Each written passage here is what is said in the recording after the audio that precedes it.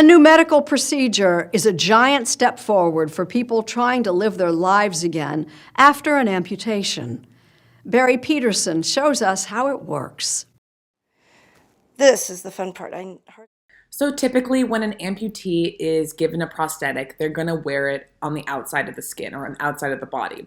And usually these prosthetics will be fitted to the remaining body part using some kind of wearable sleeve. 17. She spent weekends only doing things like G52. 094. So previously, when we've seen prosthetics being worn as some kind of sleeve, a lot of different problems can occur.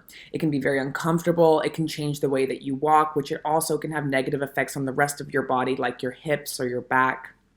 And it's also not a permanent solution. Reminder of the life she once had. Hike, run, horseback ride, bowl, ski. Someone with that typical prosthetic has to remove it all the time and realign it when they want to put it back on, when they're showering or sleeping. University of Colorado Hospital in Aurora. So you can see her upper torso is sort of shifting over the right side so that she can maintain her balance through her. Her whole body is changing. Right. He decided she qualified for a new kind of surgery called osseointegration that he performs. There's a new thing called osseointegration, which has been used in dental procedures previously, but now has been used in larger prosthetic implants. So this new technique is called osseointegration, and it is basically just the direct skeletal connection from the bone to the implant. And through a few different surgeries, the prosthetic is implanted into that bone instead of resting on top of the skin. Carol Davis lost her leg to cancer. I just go turning this way.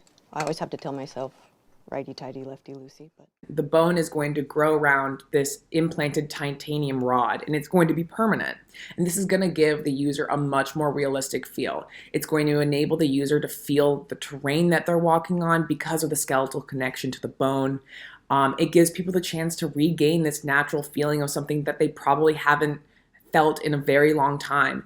And I think that this kind of implant is one that will really revolutionize the way that we think about and use prosthetics. everything that I couldn't do before with them, where I would just be sitting in the house. With a gyroscope and a computer chip, the leg works with her. If I